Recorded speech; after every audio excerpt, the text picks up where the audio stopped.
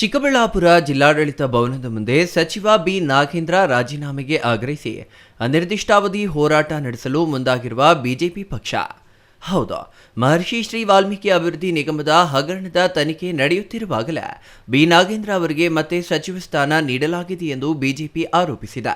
ಸಂಸದ ಸುಧಾಕರ್ ಹಾಗೂ ಜಿಲ್ಲಾ ಬಿಜೆಪಿ ಅಧ್ಯಕ್ಷ ಸಿಕಲ್ ರಾಮಚಂದ್ರಗೌಡ ನೇತೃತ್ವದಲ್ಲಿ ನಡೆದ ಧರಣಿಯಲ್ಲಿ ಕಾಂಗ್ರೆಸ್ ಹೈಕಮಾಂಡ್ ಹಾಗೂ ಮುಖ್ಯಮಂತ್ರಿ ಡಿಕೆ ಶಿವಕುಮಾರ್ ವಿರುದ್ಧವೂ ಕಾರ್ಯಕರ್ತರು ಘೋಷಣೆ ಕೂಗಿ ಆಕ್ರೋಶ ವ್ಯಕ್ತಪಡಿಸಿದರು. ಇನ್ನು ನಾಗೇಂದ್ರ ಅವರ ವಿರುದ್ಧ ಪ್ರಕರಣಗಳಿವೆ, ತನಿಖೆ ನಡೆಯುತ್ತಿದೆ. ಇಂತಹ ಸಂದರ್ಭದಲ್ಲಿ ಅವರಿಗೆ ಕ್ಯಾಬಿನೆಟ್ ದರ್ಜೆಯ ಸಚಿವ ಸ್ಥಾನ ನೀಡಿರುವುದು ಸರಿಯಲ್ಲ.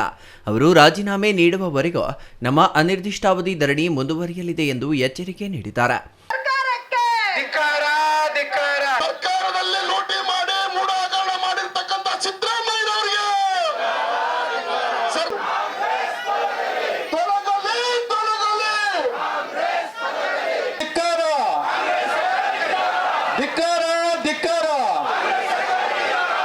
ಈ ದಿನ ಏನು ಮುಖ್ಯಮಂತ್ರಿಗಳ ಕುರ್ಚಿಗೆ ಕಿತ್ತಾಟ ಇತ್ತು.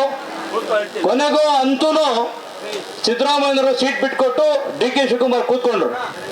ಅವ್ರು ಕೂತ್ಕೊಂಡಾದ್ಮೇಲೆ 2 ತಿಂಗಳು, ಹೆಚ್ಚು ಕಡಿಮೆ 2 ತಿಂಗಳು ಮಂತ್ರಿಗಿರಿ ಯಾರಿಗೂ ಕೊಟ್ಟಿಲ್ಲ. ಡೆಲ್ಲಿ ಯಾತ್ರೆ ಮಾಡ್ತಾ ಇದ್ರು. ಡೆಲ್ಲಿ ಯಾತ್ರೆ ಮುಗಿದಾದ್ಮೇಲೆ ಆ ಡೆಲ್ಲಿ ಯಾತ್ರೆಯಲ್ಲಿ ಏನು ವಾಲ್ಮೀಕಿ ನಿಗಮದ ಹಗರಣ ಮಾಡಿರ್ತಕ್ಕಂಥ ದರೋಡೆಗಾರ ಇರ್ತಕ್ಕಂಥ ಮಂತ್ರಿತ್ವವನ್ನು ತೆಗೆದಿರ್ತಕ್ಕಂಥ ನಮ್ಮ ಬಿಜೆಪಿ ಸರ್ಕಾರ ನೇತೃತ್ವದಲ್ಲಿ ಹೋರಾಟ ಮಾಡಿ ಮಂತ್ರಿಗಿರಿಯನ್ನ ತೆಗೆದಿರ್ತಕ್ಕಂಥದ್ದಾಗಿತ್ತು. ಆದರೂ ಅವ್ರದ್ದು ಇಡಿ ಕೇಸ್ ಇತ್ತು, ಜೈಲಲ್ಲಿದ್ರು, ಬೇಲ್ ಮೇಲಿದ್ದಾರೆ, ಎನ್ಕ್ವೈರಿ ನಡೀತಾ ಇದೆ. ಅಂಥವ್ರಿಗೆ ಕೂಡ ಮತ್ತೆ ಈ ಕ್ಯಾಬಿನೆಟ್ ಅಲ್ಲಿ ಮಂತ್ರಿಗಿರಿ ಮಾಡಿದ್ದಾರೆ. ನಾಗೇಂದ್ರ ಅವರು ಇವತ್ತು ಮಂತ್ರಿ ಸ್ಥಾನದಲ್ಲಿ ಕೂತಿದ್ದಾರೆ.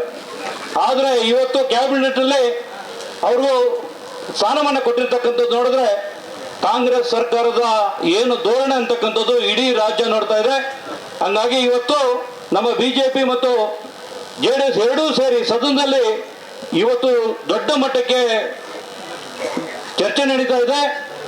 ಆದರೆ ಅವ್ರನ್ನ ಇಳಿಸೋವರೆಗೂ ಕೂಡ ಇಡೀ ಕರ್ನಾಟಕದಲ್ಲಿ ಬಿಜೆಪಿ ಜೆಡಿಎಸ್ ಜೊತೆಯಿಂದ ನಾವೊಂದು ಎಲ್ಲ ಜಿಲ್ಲೆ ಕಚೇರಿಗಳ ಮುಂದೆ, ಜಿಲ್ಲಾಧಿಕಾರಿಗಳ ಕಚೇರಿ ಮುಂದೆ ಬರ್ತಾ ಇದ್ದೀವಿ, ಅಂತೆಲ್ಲ ಕೂತಿದ್ದೀವಿ.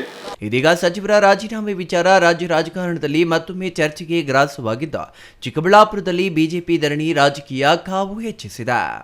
Thoudanahalli Ramesh, CTV news, Chikkaballapur.